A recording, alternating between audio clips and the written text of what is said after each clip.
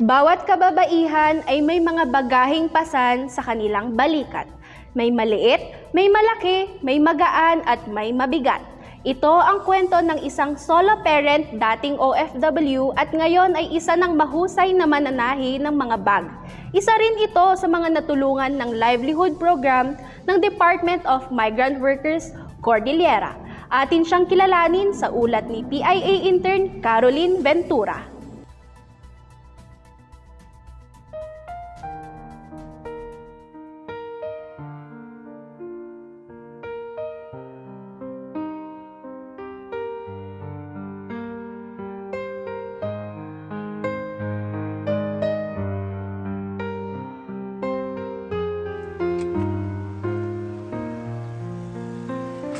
Di anak ko.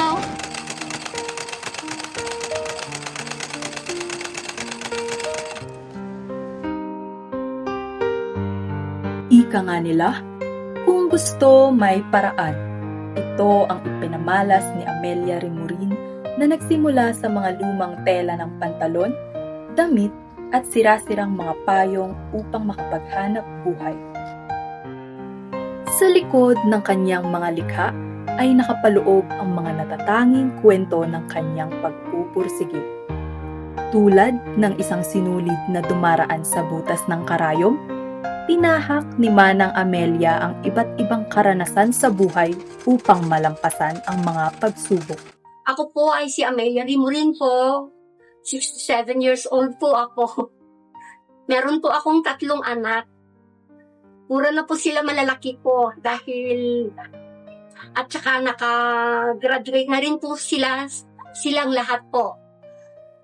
Sa pamagitan po ng pagsasakripisyo ko po bilang isang single mother po, naitaguyod ko naman po sila lahat.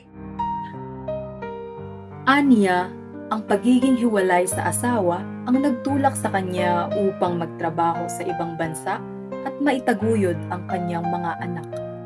Idi babasit pa dagito anak ko. Tapos aglalo ko di amata ko irresponsable. Ada di aldaw nga hang ko nga ammo nga ti pangalaak iti yapoy ko. Ngam edin amo kunti aganchilyo. Ganchilyo ang dait. Ngam ganchilyo nga talaga. Ti nang nangararanidat iti. Tata agang ganchilyo ak iti jengay butis ti babies kada bonet apang pilalapo di hospital jayan iti maternity ward. Jayon matan iti kuano nalpasak matan nga nakalakon ti man ang kumating datang ng ti jatas iti anak kon. Iso nga indawat ko kiniapo na talaga maikanak tinapintas nga trabaho. No maikakmat, mapakan ko dagito anak ko mat. Tinaimas mat, habang magubinda pa, maigatanga mat ay ayam da.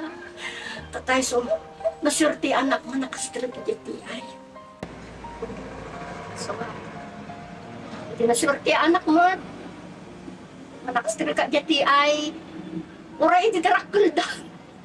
Nga mabalindan, mga elementary siguro kita anak. Gatang ti ayam data mo makay ayam data. Idi ba kasi daha aming anak, andang anak ay ayam na. Ay ayat to dyan anak ko. May gagatangak mo dun, tinaibasan nga kanundan. Yay mo dun, tinagrugugyanan na. Nagtitinulong kami nga agina. Gana di nag-college dan, siya am amin.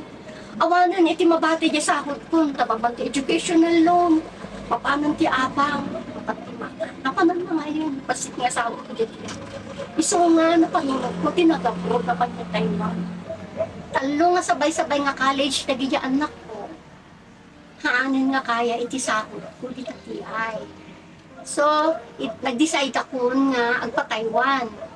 Ti Taiwan principal na may nag-recruit. Dito, may saak nga naparin ni dyan ay Taiwan. Di nagtrabaho di Taiwan, di dyan na upang na upat nga taon, kaasi ni Apo, napagpalpas ko isuda nga talo. Kapo upat lang nga tawon iti kontrata iti ng Taiwan. Isu nga iti nagawid at Pilipinas han na makasubli dito ti ayon kasi once nga nag-resign ka, naka makasublin. So nag-decide ka nga agpa Malaysia man nan. Di trabaho kiti Malaysia iti damo. Nagalaga to ding as a domestic helper for 9 years. Ang daputa iti divorce lagi dyan na employer ko, binawa na anak ko, trabaho mo doon, kapal mo nga bulag. Ay, ako, ati, ligat ko, hindi, ako nga amo, nakasano, pati, pangalaan, hindi, kanag, paglalo ko, high blood, high blood ko dyan, idin, ada magkarudon ti edad ko, ay na nagrigat ko kapsat. Lalo na maawan ng kahit trabaho. Lakamom, amin nga rigat.